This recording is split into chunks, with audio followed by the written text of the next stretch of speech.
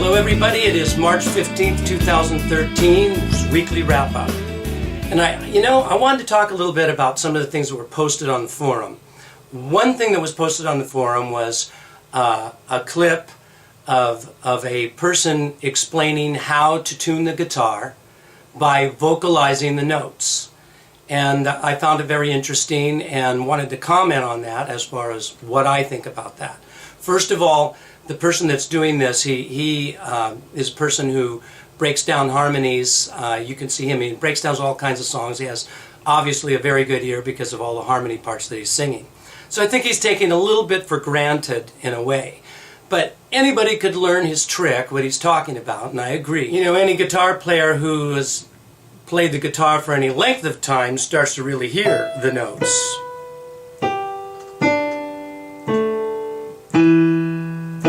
Those are the intervals, which are actually E, B, if we go this way, from the highest to the lowest, G, D, A, and E. And after a while, you can start to hear those pitches. First thing I want to respond to this, I'm not dissing him, but I have to explain to you that I work with and when I do my duo, I work with another person who is such a perfectionist about tuning. And honestly, when you hear him tune that guitar, at the end of it, it's not in tune enough for my duo. He's reached all of the notes, but it's not perfectly in tune. So he can get close by doing that, but you do have to really listen to how the notes blend to each other. Now, there's something about tuning the piano even that's called tempered tuning. And the reason is because we really can't tune perfectly just to a scope. Like if you take a piano and you take a tuner and you were to tune all of the notes perfectly to that tuner from one octave to the next, the piano will sound incredibly out of tune because of the tempered tuning. There is a bucking up of the sounds of the harmonies and how they have to work with each other. So my response to the way he's tuning his guitar is that, yeah, you can get close that way, but then you have to sit down and really listen to how one note relates to the other note to get the harmony parts perfectly in gel with each other. So you can get close doing something like that, but you're not going to be right on. You're not going to be right on the money.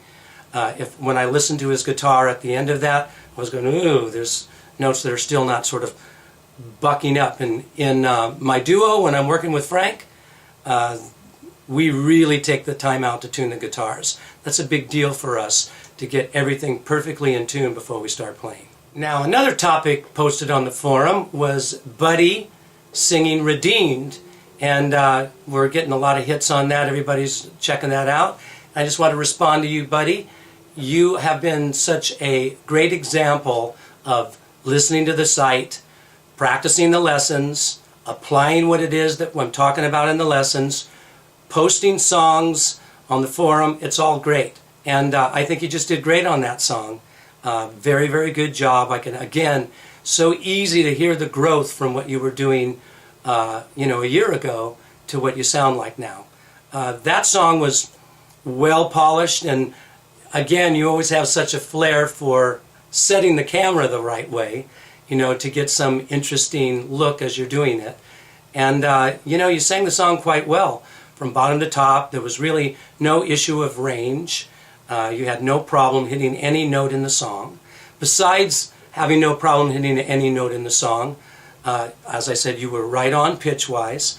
You had diversity in what you were doing in the performance, and that sometimes you held notes a little longer, sometimes you held notes a little shorter, in a very artistic way. So I think you did great on the song.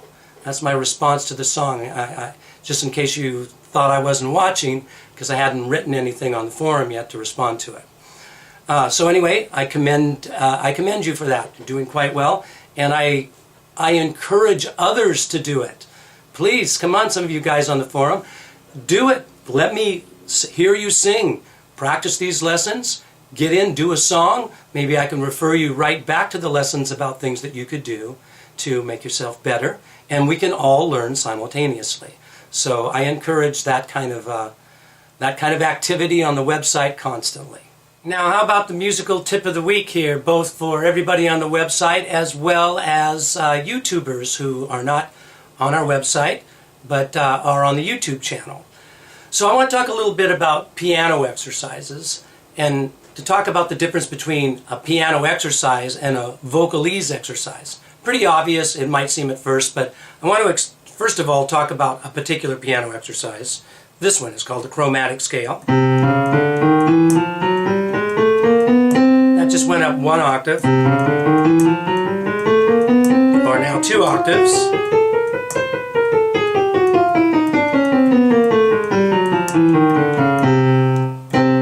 Now, in it of itself, the great thing about being able to vocalize to a chromatic scale versus some of the other exercises that people usually do is that the chromatic scale really touches every note within your range in half-step increments, minor seconds. And if you go up a 2-octave range, anybody, no matter what their voice quality is, of course, has to be played in different places depending upon if you're a soprano or an alto or a baritone or a tenor or a bass. But still, the chromatic scale within your range is a great piano scale to practice to, because you have to make small increments and air adjustments as you vocalize up through this scale. So someone may be doing well down in their chest voice, but get up into their mix and everything goes wrong. Or take the mix but not be able to make that shift into head voice, everything goes wrong. Now that happens no matter what scale you're practicing to, but other scales that go like this, or like this, or major 7 scales, 13th chords, they all have their charm and they all have their place, but they're sort of skipping notes as they're moving through the scales. Lots of the exercises are stacked up in thirds and fourths, combinations of thirds and fourths, which is fine, but you kind of miss some of the places that could give you trouble. Not so with the chromatic scale. With the chromatic scale, it kind of busts you big time no matter where you're at in your range if you don't make the right adjustment. And usually what happens is as a person's vocalizing up, they'll get to a place like maybe there, that's an E, the beginning of male mix. Right in this section, if they don't do things right, they'll sing out of tune, or they'll just have a problem and completely feel like they're missing the notes. The thing is that people think they're not singing the notes correctly because their ears are wrong, because they're not hearing the notes right. Quite often, 85% of fixing your pitch is fixing the air balancing throughout the different parts of your range. As you learn how to vocalize correctly through every part of your range, and the chromatic scale is a great one to practice to, you'll start to sing in pitch way, way better as you get better at this scale. Not just because you're hearing the half-step increment, although that still could be a problem, but it's not the half-step increment, it's being able to sing this throughout your full range and keeping it all balanced. So there's a tip for you. Now, as far as vocalese exercises, you can sing a mum or a nuh or a lip roll. You could do various different sounds. You want to pick a sound that's easy for you at first, not hard. Find the easiest sound that you can vocalize through that. Don't use an ah vowel sound though, I'm going to tell you ahead of time. Even if you think that's the easiest sound, because you've got to drop the jaw, open up the throat, and in a lot of ways that takes a more advanced singer to do the things that you would think would be easy. No, more like a mum, mum, mum, mum, mum, no, no, no, no, no, gee, gee, gee, gee, gee. Any sound like that that has a consonant-vowel combination, so you can articulate the sound and at the same time stay kind of legato with it.